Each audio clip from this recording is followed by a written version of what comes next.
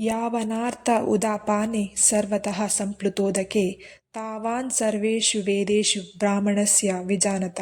ಅಂದರೆ ಎಲ್ಲೆಡೆ ನೀರು ತುಂಬಿರುವಾಗ ಸಣ್ಣ ಬಾವಿಯ ಅಗತ್ಯ ಕಡಿಮೆಯಾಗುವಂತೆ ಪರಮ ಸತ್ಯವನ್ನು ಅರಿತವನಿಗೆ ವೇದಗಳ ಕರ್ಮಕಾಂಡದ ಫಲಗಳ ಅಗತ್ಯ ಇರುವುದಿಲ್ಲ.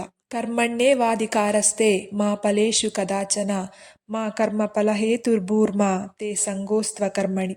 ಅಂದರೆ ನಿನಗೆ ಕರ್ತವ್ಯವನ್ನು ಮಾಡುವ ಹಕ್ಕು ಮಾತ್ರ ಇದೆ, ಅದರ ಫಲದ ಮೇಲೆ ಹಕ್ಕಿಲ್ಲ. ಫಲದ ಆಸೆಯಿಂದ ಕೆಲಸ ಮಾಡಬೇಡ, ಹಾಗೆಯೇ ಕರ್ತವ್ಯವನ್ನು ಮಾಡದೆ ಇರುವುದಕ್ಕೂ ಆಸಕ್ತಿ ತೋರಬೇಡ. ಯೋಗಸ್ಥ ಕುರು ಕರ್ಮಾಣಿ ಸಂಗಂ ತ್ಯಕ್ವಾ ಧನಂಜಯ ಸಿದ್ಧ್ಯ ಸಿದ್ಧ್ಯೋ ಸಮೋ ಭೂತ್ವಾ ಸಮತ್ವಂ ಯೋಗ ಉಚ್ಯತೆ. ಅಂದರೆ ಓ ಅರ್ಜುನ, ಫಲದ ಆಸಕ್ತಿಯನ್ನು ಬಿಟ್ಟು ಸಮಭಾವದಿಂದ ನಿನ್ನ ಕರ್ತವ್ಯವನ್ನು ಮಾಡು. ಜಯ ಅಪಜಯಗಳಲ್ಲಿ ಸಮಚಿತ್ತವಾಗಿರುವುದೇ ಯೋಗ. ದೂರೇಣ ಹೆವರಂ ಕರ್ಮ ಬುದ್ಧಿ ಯೋಗಾಧನಂಜಯ ಬುದ್ಧೌ ಶರಣಮನ್ವಿಚ್ಚ ಕೃಪಣಃ ಫಲಹೇತವ. ಅಂದರೆ ಓ ಅರ್ಜುನ, ಫಲದ ಆಸೆಯಿಂದ ಮಾಡುವ ಕರ್ಮವು ಬುದ್ಧಿಯೋಗಕ್ಕಿಂತ ಕೆಳಮಟ್ಟದಲ್ಲಿದೆ. ಆದ್ದರಿಂದ ಸಮಬುದ್ಧಿಯನ್ನು ಆಶ್ರಯಿಸು. ಫಲಕ್ಕಾಗಿ ಮಾತ್ರ ಕೆಲಸ ಮಾಡುವವರು ನಿಜವಾದ ಜ್ಞಾನಿಗಳಲ್ಲ. ಬುದ್ಧಿಯುಕ್ತೋ ಜಹಾತೀಹ ಉಭೇ ಸುಕೃತ ದುಷ್ಕೃತೆ ತಸ್ಮದ್ಯೋಗಾಯ ಯುಜ್ಯಸ್ವ ಯೋಗಃ ಕರ್ಮಸು ಕೌಶಲಂ. ಅಂದರೆ ಸಮಬುದ್ಧಿಯುಳ್ಳವನು ಪುಣ್ಯ ಮತ್ತು ಪಾಪ ಎರಡನ್ನೂ ಮೀರಿ ಹೋಗುತ್ತಾನೆ. ಆದ್ದರಿಂದ ಯೋಗದಲ್ಲಿ ಸ್ಥಿರನಾಗು. ಕರ್ಮವನ್ನು ಕೌಶಲ್ಯದಿಂದ ಮತ್ತು ಸಮಚಿತ್ತದಿಂದ ಮಾಡುವುದೇ ಯೋಗ.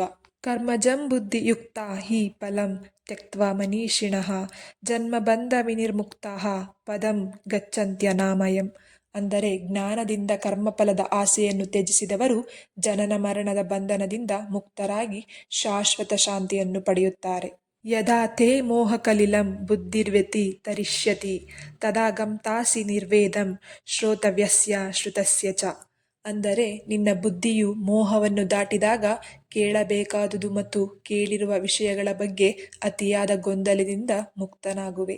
ಶ್ರುತಿ ವಿಪ್ರತಿಪನ್ನಾತೆ ಯದಾ ಸ್ಥಾಸ್ಯತಿ ನಿಶ್ಚಲ ಸಮಾಧಾವಚಲ ಬುದ್ಧಿಸ್ತದ ಯೋಗಮ ವಾಪ್ಯಸಿ. ಅಂದರೆ ನಿನ್ನ ಬುದ್ಧಿಯು ಸ್ಥಿರವಾಗಿ ಸಮಾಧಿಯಲ್ಲಿ ನೆಲೆಗೊಂಡಾಗ ಆಗ ನೀನು ನಿಜವಾದ ಯೋಗವನ್ನು ಸಾಧಿಸುವೆ. ಇಲ್ಲಿ ಅರ್ಜುನನು ಕೇಳುತ್ತಾರೆ, ಸ್ಥಿತಪ್ರಜ್ಞಸ್ಯ ಕಾ ಭಾಷಾ ಸಮಾಧಿಸ್ತಸ್ಯ ಕೇಶವ ಸ್ಥಿತಧೀಂ ಕಿಂ ಪ್ರಭಾಷೇತ ಕಿಮಾಸೀತ ವ್ರಜೇತ ಕಿಂ. ಅಂದರೆ ಅರ್ಜುನನು ಕೇಳುತ್ತಾರೆ, ಓ ಕೇಶವ, ಸ್ಥಿತಪ್ರಜ್ಞನ ಲಕ್ಷಣಗಳೇನು? ಅವನು ಹೇಗೆ ಮಾತನಾಡುತ್ತಾನೆ, ಹೇಗೆ ಕುಳಿತುಕೊಳ್ಳುತ್ತಾನೆ, ಹೇಗೆ ನಡೆಯುತ್ತಾನೆ ಎಂದು ಅರ್ಜುನನು ಕೃಷ್ಣನಿಗೆ ಕೇಳುತ್ತಾರೆ. ಆಗ ಶ್ರೀಕೃಷ್ಣನು ಹೇಳುತ್ತಾರೆ, ಪ್ರಜಾಹಾತಿ ಯದಾ ಕಾಮಾನ್ ಸರ್ವಾನ್ ಪಾರ್ಥ ಮನೋಗತಾನ್ ಆತ್ಮನ್ಯೇವಾತ್ಮಾನ ತುಷ್ಟಃ ಸ್ಥಿತಪ್ರಜ್ಞಸ್ಥ ದೋಚ್ಯತೆ. ಅಂದರೆ ಇಲ್ಲಿ ಶ್ರೀಕೃಷ್ಣನು ಹೇಳುತ್ತಾರೆ, ಮನಸ್ಸಿನಲ್ಲಿರುವ ಎಲ್ಲ ಆಸೆಗಳನ್ನು ತ್ಯಜಿಸಿ ಆತ್ಮದಲ್ಲಿ ತೃಪ್ತನಾಗಿರುವವನನ್ನು ಸ್ಥಿತಪ್ರಜ್ಞ ಎಂದು ಕರೆಯುತ್ತಾರೆ ಎಂದು ಹೇಳುತ್ತಾರೆ. ಮತ್ತು ಶ್ರೀಕೃಷ್ಣ ಹೇಳುತ್ತಾರೆ, ದುಃಖೇಶ್ವನುದ್ವಿಗಮನ್ನ ಸುಖೇಶು ವಿಗತ ಸ್ಪೃಹ ವೀತರಾಗ ಭಯ ಕ್ರೋಧ ಸ್ಥಿತಧೀರ್ಮುನಿ ರುಚ್ಯತೆ. ಅಂದರೆ ದುಃಖದಲ್ಲಿ ಮನಸ್ಸು ಕಳವಳಗೊಳ್ಳದವನು, ಸುಖದಲ್ಲಿ ಅತಿಯಾದ ಆಸೆ ಪಡದವನು, ರಾಗ ಭಯ ಮತ್ತು ಕೋಪವನ್ನು ಜಯಿಸಿದವನು ಸ್ಥಿತಪ್ರಜ್ಞ ಎಂದು ಕರೆಯಲ್ಪಡುತ್ತಾನೆ ಎಂದು ಅರ್ಜುನನಿಗೆ ಹೇಳುತ್ತಾರೆ. ಯಹ ಸರ್ವಾತ್ರ ನಭಿಸ್ನೇಹಸ್ತತ್ ಪ್ರಾಪ್ಯ ಶುಭಾಶುಭಂ ನಾಭಿನಂದತಿ ನ ದ್ವೇಷ್ಟಿ ತಸ್ಯ ಪ್ರಜ್ಞ ಪ್ರತಿಷ್ಠಿತ. ಅಂದರೆ ಶುಭ ಅಥವಾ ಅಶುಭ ಯಾವುದಾದರೂ ಬಂದಾಗ ಅತಿಯಾಗಿ ಸಂತೋಷ ಪಡದೆ ದ್ವೇಷಿಸದೆ ಸಮಚಿತ್ತದಿಂದ ಇರುವವನ ಜ್ಞಾನವು ಸ್ಥಿರವಾಗಿರುತ್ತದೆ.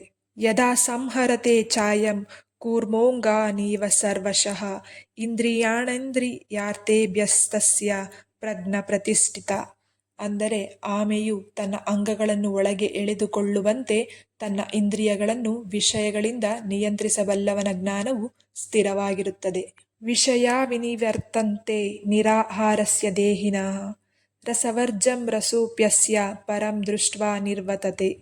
ಅಂದರೆ ಇಂದ್ರಿಯ ವಿಷಯಗಳಿಂದ ದೂರವಿದ್ದರೂ ಅವುಗಳ ಆಸೆ ಉಳಿಯಬಹುದು, ಆದರೆ ಪರಮಾತ್ಮನ ಅನುಭವವಾದಾಗ ಆ ಆಸೆಯು ಸಂಪೂರ್ಣವಾಗಿ ದೂರವಾಗುತ್ತದೆ. ಯತತೋ ಹ್ಯಪಿ ಕೌಂತೆಯ ಪುರುಷಸ್ಯ ವಿಪಶ್ಚಿತಃ ಇಂದ್ರಿಯಾಣಿ ಪ್ರಮಾತೀನಿ ಹರಂತಿ ಪ್ರಸಭಂ ಮನಃ.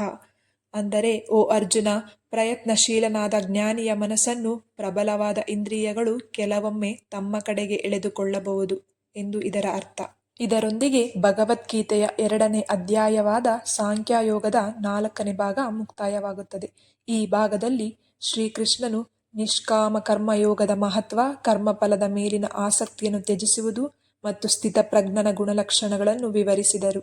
ಮನಸ್ಸು ಮತ್ತು ಇಂದ್ರಿಯಗಳನ್ನು ನಿಯಂತ್ರಿಸಿ ಸುಖ ದುಃಖಗಳಲ್ಲಿ ಸಮಚಿತ್ತದಿಂದ ಬದುಕುವುದೇ ನಿಜವಾದ ಯೋಗ ಎಂದು ಉಪದೇಶಿಸಿದರು. ಮುಂದಿನ ಭಾಗದಲ್ಲಿ ಶ್ರೀಕೃಷ್ಣನು ಸ್ಥಿತಪ್ರಜ್ಞನ ಜೀವನವನ್ನು ಇನ್ನಷ್ಟು ವಿವರಿಸಿ ಮನಸ್ಸನ್ನು ಹೇಗೆ ನಿಯಂತ್ರಿಸಬೇಕು ಮತ್ತು ಶಾಶ್ವತ ಶಾಂತಿಯನ್ನು ಹೇಗೆ ಪಡೆಯಬೇಕು ಎಂಬ ಅಮೂಲ್ಯ ಉಪದೇಶಗಳನ್ನು ನೀಡುತ್ತಾರೆ. ಈ ವಿಡಿಯೋ ನಿಮಗೆ ಇಷ್ಟವಾದರೆ ಲೈಕ್, ಶೇರ್ ಮಾಡಿ ಹಾಗೂ ಏನ್ಷಿಯಂಟ್ ಧರ್ಮ ಸ್ಟೋರೀಸ್ ಚಾನಲ್ಗೆ ಸಬ್ಸ್ಕ್ರೈಬ್ ಆಗಿ.